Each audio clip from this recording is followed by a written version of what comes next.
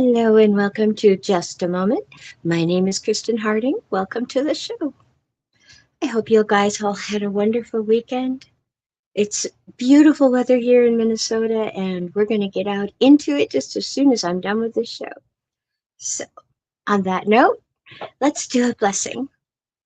Today, our blessing cards are stuck in the box, of course. No, I'm kidding.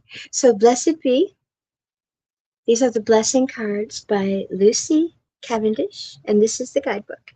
So, the first one that I pulled today I thought was really interesting because it's actually my baby brother's birthday. And he's one of the kindest, sweetest, most wonderful fathers because he has a special needs child. And I have told him and his beautiful wife so many times that I believe that special children are born to special parents because who else could understand them that well? So it seems only fitting that on his birthday, we would have a blessing for good men and fathers. Before I do that, though, I'm just going to go over here because there we go. Now I can see the comments. Alrighty. So, a blessing for good men and fathers. A blessing for the men, the good men, who do the essential work for themselves, for each other, for their families, and for their communities. We need good men, loving fathers, fully flowered in their masculinity. May you be blessed with the healing of any wounds you hold and hide within. May you allow yourself to be vulnerable and tender in the care of the young. May you be blessed with the strength of your own untainted power and open up to the great abilities that lie within you. Beneath the muscle and the sinew and the grit and stoic face you show the world. May you be blessed and be open-hearted in love, intelligent in your alliances, honorable in your agreements, courageous when you must stand and resist the challenges that may come to you. May you receive the blessings of opening yourself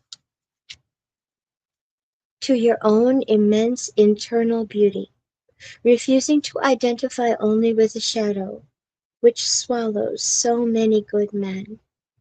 Instead, when you meet the darkness within, let it be understood, acknowledged, and honored, healed and transformed, and thus may you turn away from the stereotypes and become your true self.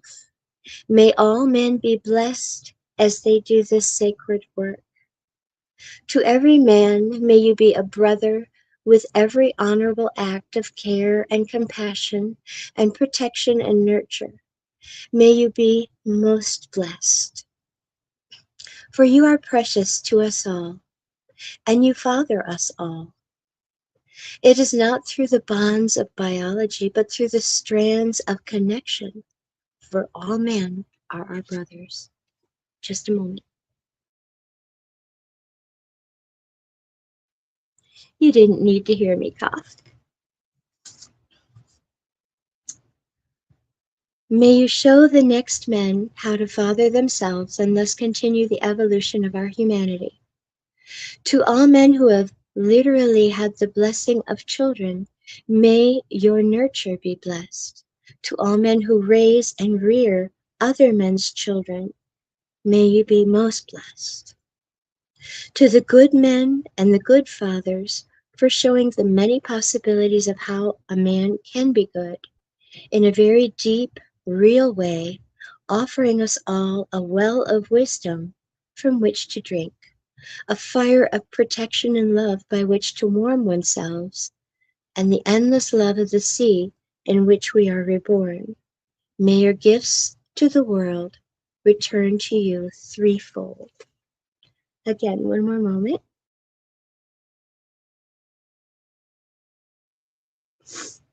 I have a tiny bit of an allergy thing going on, so unfortunately, I'm going to have to mute it a couple times so you don't have to hear me coughing. And again, sometimes, not all the time, but sometimes, two cards come up. And so the second card is a blessing for healing, injury, or illness, which I think is pretty appropriate.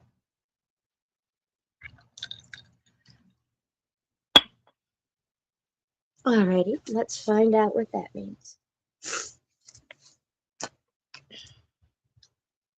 It is number 42, and if you're a Hitchhiker's Guide to the Galaxy fan, you know what that means. Okay, number 42.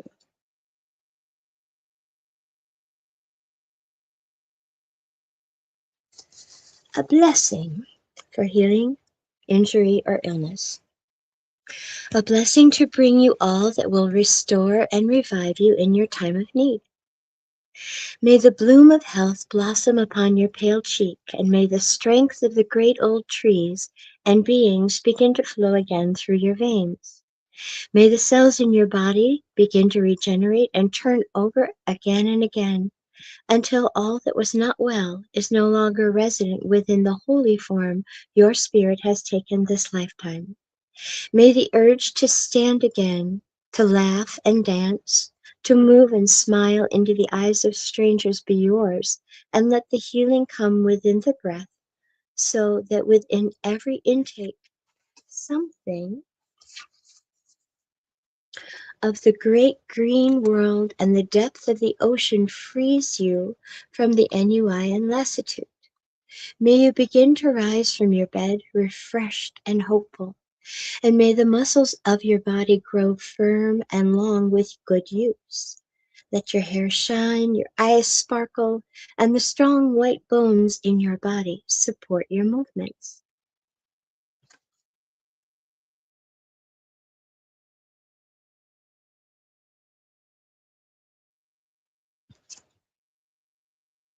May the nurturing time within the cave of healing have brought to you compassion for those who suffer, a deeper understanding of what it is like to be an outsider for a time, and a new appreciation of the perfection of form you have been born into.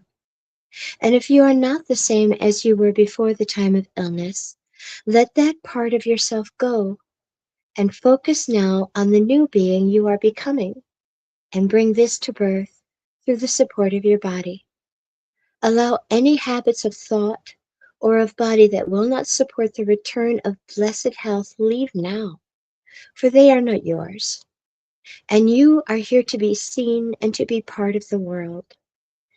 Let yourself make the very most of the blessings of your health.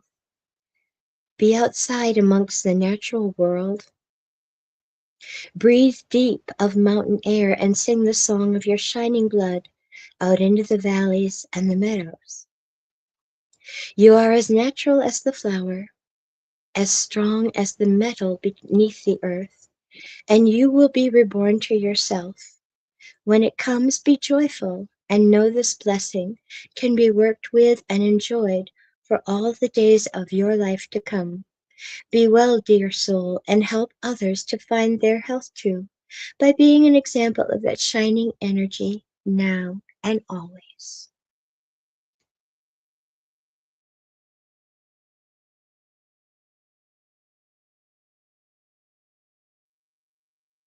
Alrighty. I did not see any comments yet. So, let's see. Oh, just checking. You can say hi to me, you know. I can't bite you from behind the screen. So, let's continue with Conspiracy Theories by Guy Anderson. Woohoo! And again, this is not a little book. This is a very heavy book. But there's so much to cover, you know? And we're just going into like the very tip of the iceberg into what he talks about. I hope he's going to write a lot more books. I really do. All right. So we left off with chemtrails. Now, we're going to go with the chronovisor. What is a chronovisor, Kristen? Well, they call it a chronovisor, and according to the accounts that persist, it's a machine that lets an operator watch the past as if it were being broadcast live. The device is said to have been assembled in post-war Europe from radar, cathedral acoustics, early television circuitry, and certain ritual procedures. The claim is straightforward and audacious that time leaves traces, and a tuned apparatus can read them. The name most frequently attached to its invention is Father Pellegrino Ernerti, a Benedictine monk and musician who allegedly directed the project. Some versions say he worked with Father Agostino Gemelli, and that the group of technical advisors quietly contributed expertise. Lists of collaborators sometimes included celebrated scientists, which give the story the unsettling air of something hiding in plain sight. The combination is presented as practical rather than magical. Broadcast engineers understand echoes, acousticians understand resonance, and the archivists know how to match signal to event.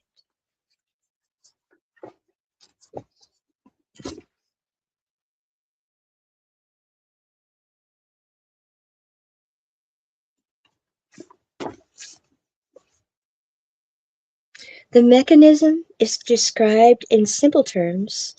A great building, especially a church or an amphitheater, is treated as a memory chamber. Stone and timber hold pressure waves from past speech as well as movement, and the chronovisor, as once aligned, sifts those residues and reconstructs the scene.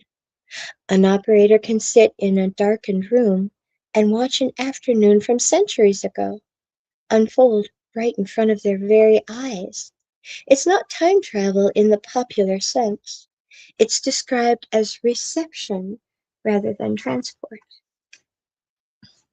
Many testimonies focus on a single viewing, as many writers and witnesses have stated that the chronovisor showed the crucifixion of Christ, not as a painting or a pious tableau, but as a stark, moving image. They speak of faces in harsh light, a crowd murmuring, and an atmosphere that felt uncomfortably real. Copies of stills have circulated for years, sometimes praised as relics, and sometimes dismissed as forgeries, which has only strengthened the legend.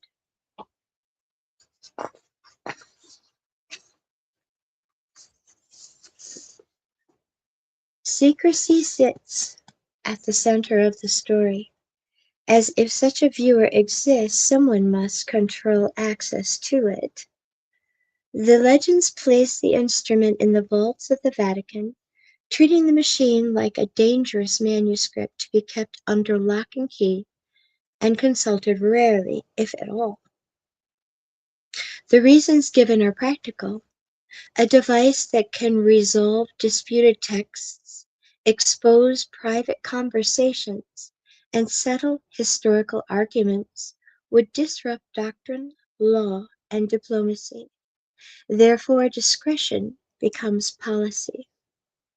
There are other claimed uses, such as serving as a tool of verification, allowing certain events to be checked and then quietly cataloged. Others argue that it became a means of control, helping officials decide which histories to elevate and which to bury. In that version, the machine is not a public test, but a bureaucratic instrument, and the past becomes a curated commodity. The lore also delights in patterns. Enthusiasts collect small correspondences between research budgets, construction work in old buildings, and the sudden reclassification of certain archives. To many, these look like footprints left by technicians and custodians moving equipment at night, but to aseptic, spelled SCEPTIC, they are merely coincidences. Okay, well, let's call that a skeptic. There we go. I missed it. They are merely coincidences. Either way, the pattern hunting never stops, and the resulting map is persuasive. Whether the chronovisor ever sat humming in a private chamber matters less to the story than the question it raises. If the past can be made visible, who decides who may see it? If a crucifixion can be replayed, what else can be summoned and at what cost? The legend endures because it promises a simple solution to a human ache, which is the desire to know while reminding us that knowledge is never neutral.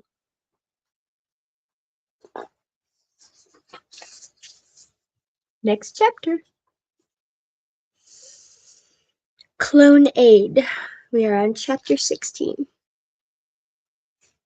So Guy is saying, in my second book, Rise of the Clones, the Cabbage Patch Babies, I devoted an entire chapter to Clone Aid, as their story stands at the heart of modern cloning. They are the first organization in history to present cloning openly to the public, as they did so under the leadership of a man whose own life has always been bound up with the theme of creation and origins. That man was Rael. Rael was born Claude Vorillon in Vichy, France, in 1946. One moment.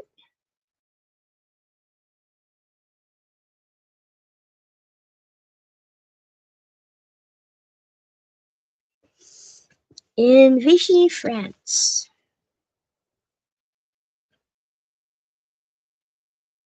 In his early life, he was a sports journalist, a singer, and a racing driver before his life changed forever in December of 1973. On that day, while walking near Puy de l'Asselon volcano, he claimed to have been contacted by a being who introduced himself as one of the Elohim. According to Rael, the Elohim explained that human beings were not the result of blind evolution, but of deliberate creation engineered in laboratories by them some 250,000 years ago. This was not myth or allegory in his telling, but literal truth. The same truth that fragments of ancient records have always hinted at. From that encounter, Rael devoted his life to spreading their message and founded the Raelian movement, a religion based not on worship, but on recognizing our origins and preparing to welcome back our creators. Whether or not one accepts every detail of Rael's encounter, the movement that followed is real, and it was from this that Clonaid was born in 1997. The aim was simple: to bring cloning out of the shadows. While governments, corporations, and militaries had always conducted cloning research in secret, Clonaid declared openly that they would do it for the public. No more whispers behind closed doors, but a clear statement that cloning was possible and available. The announcement that shook the world came in December 2002, when Clonaid declared the first cloned human baby had been born. They called her Eve, and the press descended in a frenzy. Governments denounced it, and scientists scrambled to dismiss it. Yet, beneath the noise, something profound happened. For the first time in history, the word clone was attached not to fiction, but to a child, and Eve became the symbol of what could no longer be denied. Clonaid didn't stop there. They made it clear that cloning was not an abstract idea, but a service, and will clone you if you want it. If you are terminally ill, they can prepare a genetic duplicate. If you carry a hereditary disease, or if you are HIV positive, they can create a baby clone free from those conditions, ensuring that your line continues unbroken.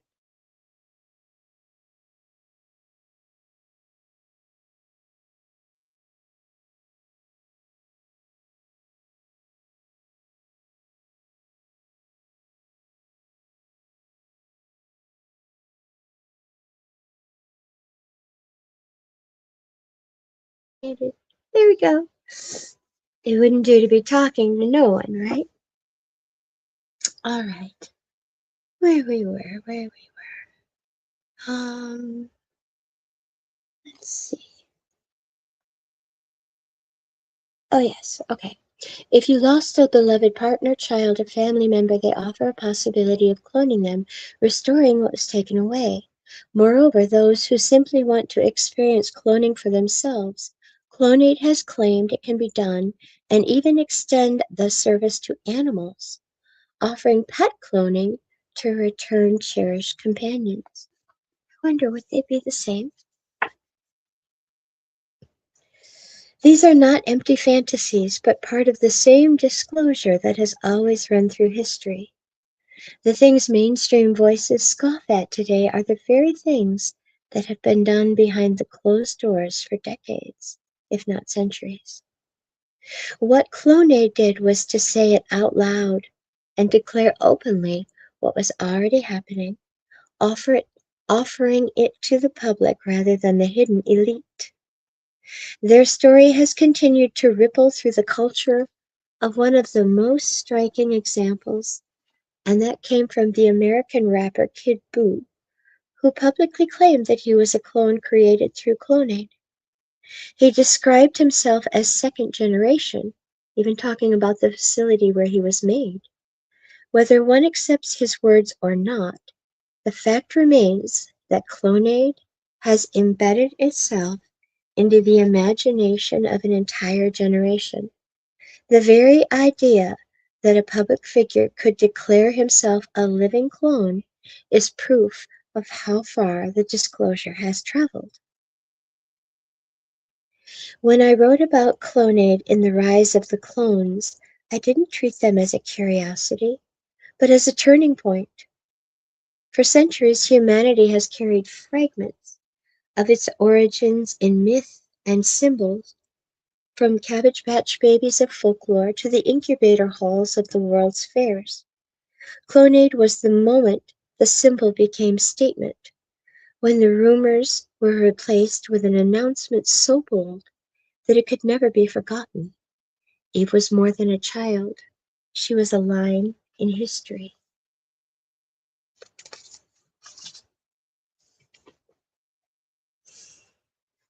Chapter 17, The Club of Rome. And again, I apologize for all of these interruptions, but I think you'd rather not hear me cough right now. It's not very pretty. Alrighty. The Club of Rome is one of the most nefarious organizations in existence today. It dresses itself in intellectual respectability, claiming to be a gathering of scientists, economists, and politicians who come together to solve the so-called problems of humanity. Yet behind this carefully crafted image lies a truly vile agenda. At the time of writing this, there aren't many podcasts exposing their activities on YouTube, but they certainly use this platform to spread their ideals. This lack of prominent podcaster addressing their activities should alarm anyone paying attention. It goes to show you that you are dealing with something truly rotten when people like Joe Rogan just won't go there. Founded in 1968 in Rome, the organization was immediately tied to the highest levels of global power. It's not a club in any ordinary sense. Hi, Morgan. It's not a club in any ordinary sense. Oh, there we go. It's a think tank designed to shape the very way the world is run. Its members have included former heads of the state, UN officials, high-ranking academics, bankers, industrialists, and royal advisors. They claim to serve humanity, but in truth, they serve power. Their role is not to liberate people, but to control them, not to uplift civilization, but to manage its decline. Their most famous report, The Limits to Growth, published in 1972, is still held up as visionary. In reality, it was the opening salvo in a campaign of fear and psychological warfare against humanity itself. The report claimed that overpopulation, resource depletion, and ecological collapse would destroy civilization unless humanity was curbed and restrained. It was not a scientific warning, it was a political weapon, and by inventing a narrative of scarcity, they manufactured the justification for depopulation and control. It was never about saving the planet, it was about convincing people that their very existence was a problem and human life itself was a burden. This is one of the most disgusting and inhuman ideas ever pushed upon the world, and yet it came straight out of the Club of Rome. Hi, Benny. Over the decades, the club has extended its poisonous influence into education, government, and international institutions.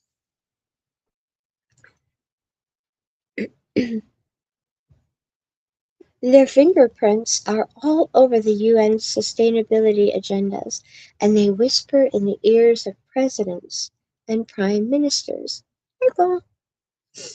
They frame the debates in economics and climate policy, don't appear on the ballot, yet they shape the choices you are given. So, what are those choices?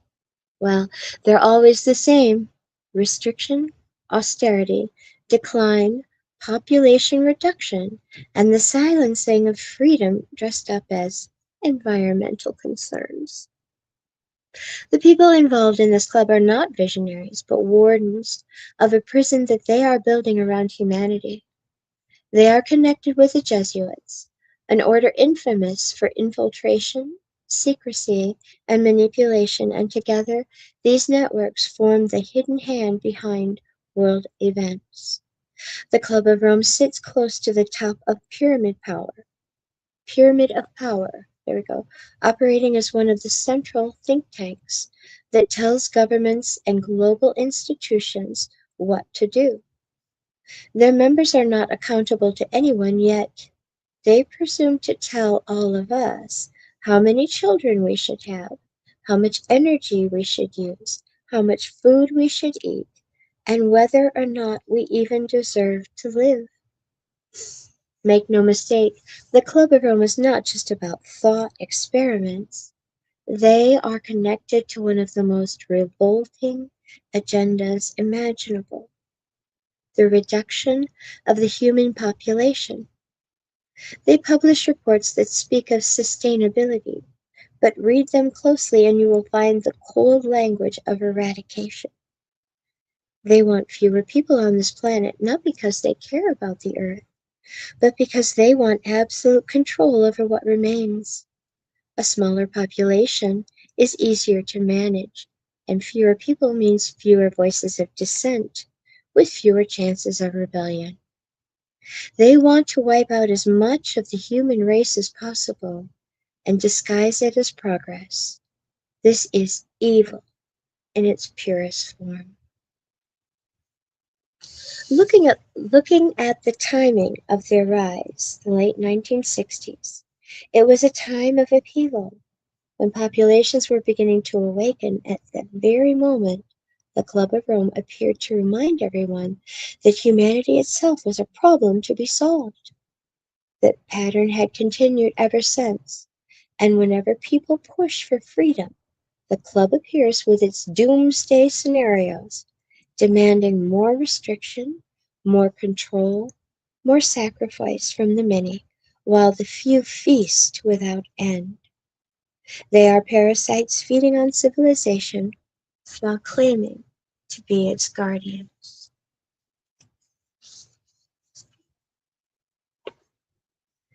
But what of the individuals themselves? They are the same kinds of faces we always see near the top of this pyramid: career politicians, royal advisors, Jesuit trained intellectuals, and corporate billionaires. These are not people of conscience, they are people of control, using polished speeches and academic jargon to disguise what they are really saying: that the world would be better with fewer of us in it. They treat human beings like cattle to be managed, reduced, and penned in. That is the disgusting truth at the heart of the Club of Rome. It's no wonder that independent criticism of this organization is so hard to find. The internet is filled with endless noise, yet on the subject of the Club of Rome, the silence is deafening. They have scrubbed their image so clean that only their own propaganda appears when you go searching. This is deliberate.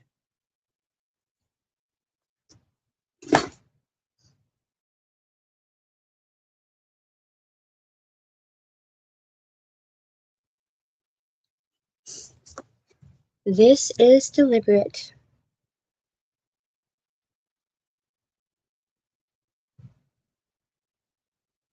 As they know full well that exposure is their greatest threat. They know if people saw them for what they truly are, the outrage would be unstoppable. The Club of Rome is not a think tank to be respected. It's a nest of vipers, one of the most nefarious groups ever to cloak itself in intellectual respectability. They are vile in their language, vile in their goals, and vile in their activities. They are one of the think tanks that control the world, tied into the Jesuit order and to the pyramid of power, operating not for the good of humanity, but for its reduction and enslavement. Until more people are willing to speak out, their influence will continue unchecked, spreading like poison throughout the veins of the world.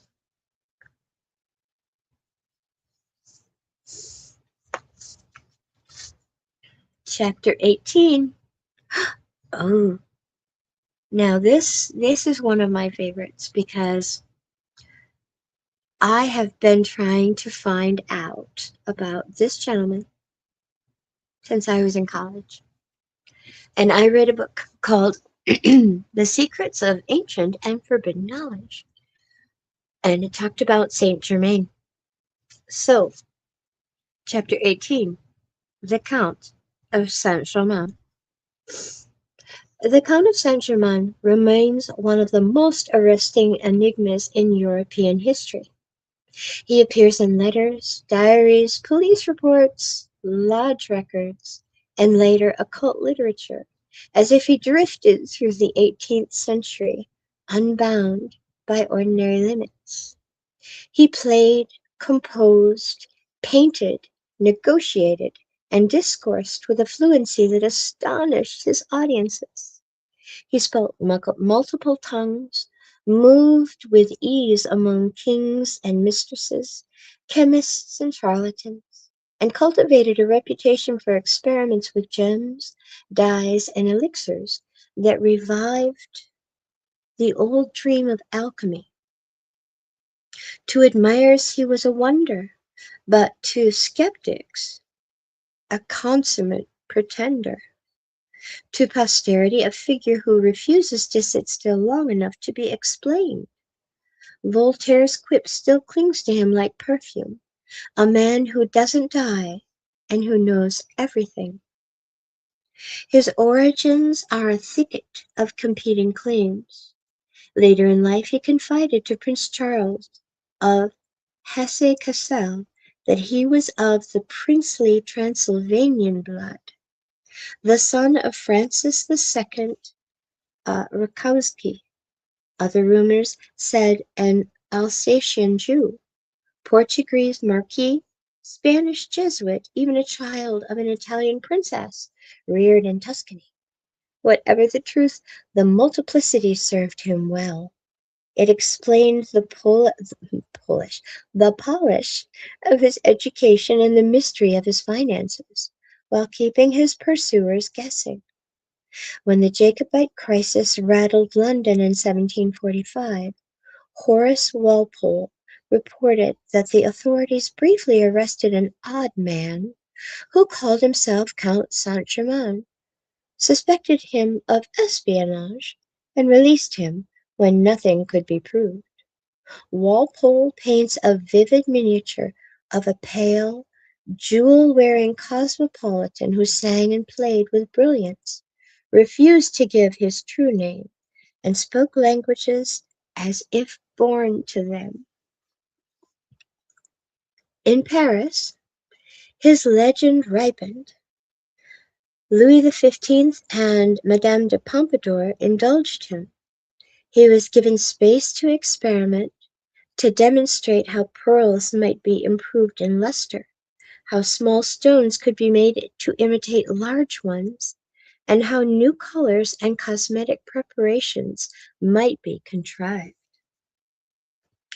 Court physicians scoffed at his tales of elixirs, and the king, according to contemporaries, preferred to keep him close.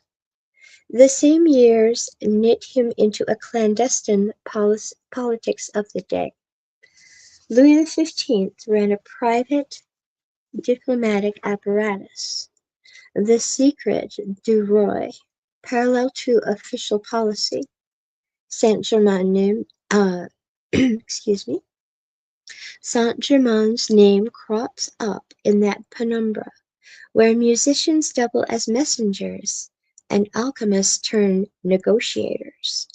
He appears attempting secret peace feelers during the 7 Years' War, especially around The Hague, where he traded on diamonds, promises, and a talent for surviving ministerial suspicion. Casanova met him. The Venetian connoisseur of human theatre left a portrait unmatched for intimacy. At a Paris dinner in 1757, Casanova noticed that the Count spoke for an entire meal without taking a bite, holding the table by sheer conversation spell. Afterwards he catalogued Saint-Germain's gift with a characteristic relish, calling him a scholar, linguist, musician, and chemist, noting that the fashionable washes and cosmetics he dispensed to great ladies. The motif of the man never seen to eat, sipping instead from a small personal flask, echoes in other salons. It fed the whispered conviction that he possessed the elixir of life, and that his unchanging face was the work of artifice learned in secret laboratories. The French court didn't contain him. He circulated in London, Vienna, and St. Petersburg, and boasted or hinted that he had witnessed chapters of history long before his apparent birth. Admirers tied him to Catherine the Great as readily as to the Louis XV. A powerful strand of legend makes him the very image of the medieval wandering Jew, condemned to walk the world until the end of days. In this guise, his ageless poise and his habit of speaking of past centuries as if from memory are not affectations, but symptoms of a sentence he cannot escape. 19th-century memoirs embroidered the theme still further.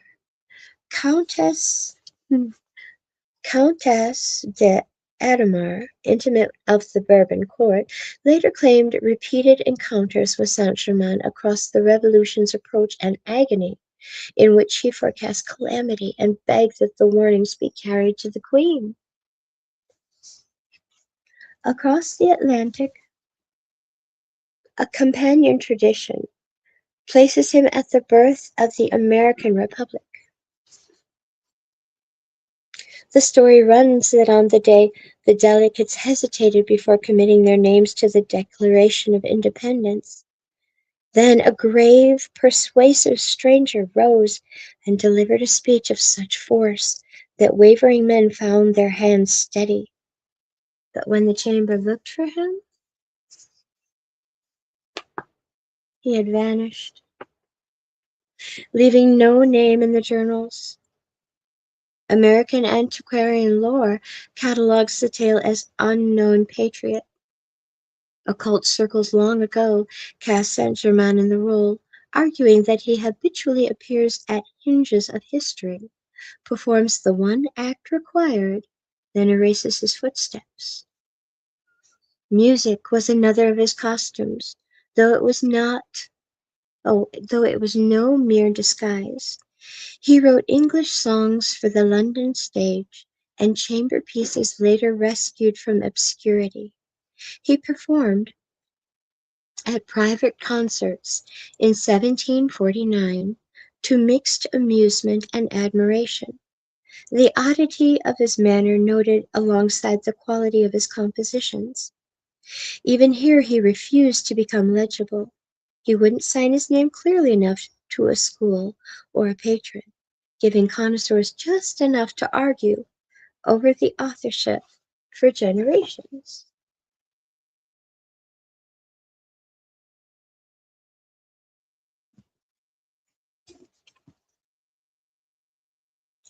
If the salons gave him a stage, the lodges gave him a ministry.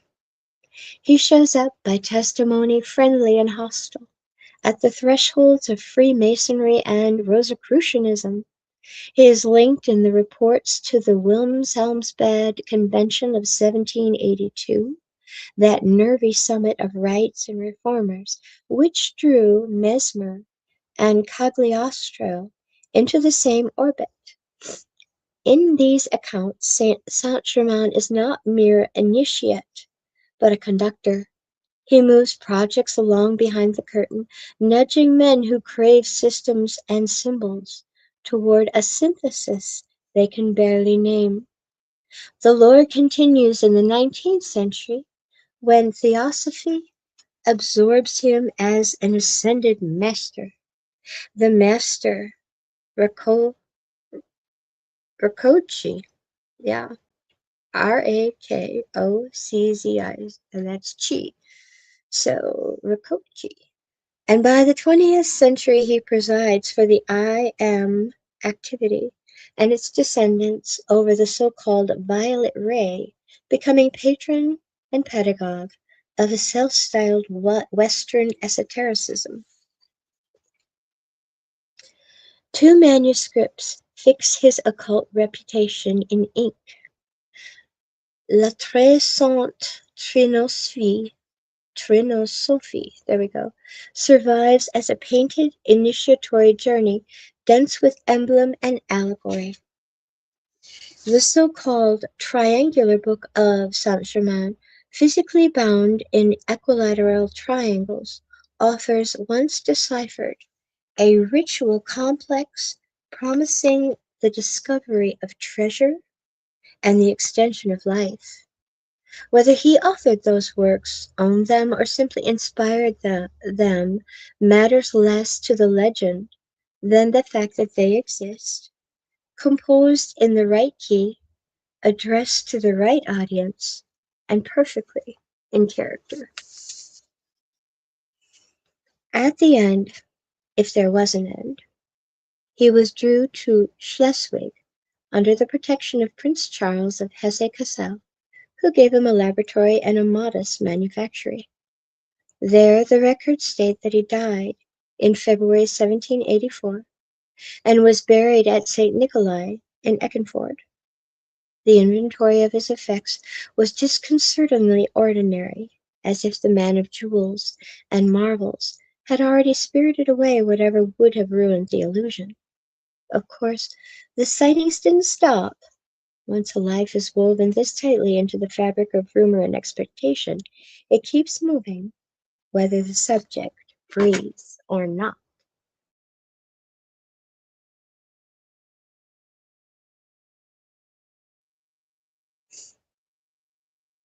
Just a little bit more, and then I'm going to stop for the day because, as you can tell, I'm kind of battling a cold. All right, so there's just one more paragraph. Take the fragments together, and a consistent figure appears. A polyglot with a gift for performance, an operator in the half light of diplomacy, a salon virtuoso who never ate in public, a lodge room eminence who slipped through rites and reforms, a name attached to manuscripts that promises time's defeat, a presence reported at thresholds. The 7 Years' War, the French Revolution, and the American founding, where a voice at the right moment might tip the scale. Whether one calls him immortal, adept, a perfected impostor, or a guardian of a long conspiracy of wisdom, the Count of Saint Germain remains the patron saint of history's doubts. Oh, I'm sorry you have one too, Benny. Mine came on suddenly, and I've been fighting it now for a bit, but I'm on the end of it. They say it takes 7 days, because it takes 3 days to come on, 3 days to have it, 3 days to give it away, and 1 day to giggle about it. So, anyway, that is all for now, my very dear friends. Thank you so much for joining me. Never forget that you are amazing. You are loved. Be well, be safe out there. Hi, Thomas. I didn't see you. I just saw that. I've been enjoying Guy on his channel very much. He is helping to open wide the great hide. Exactly. And thank you all for joining me so much. Oh, hi, Tony. So let me try that again. That's all for now, my dear friends. Thank you so much for joining me. Never forget that you are amazing. You are loved. Be well, be safe out there, and I'll see you on the next show. Bye.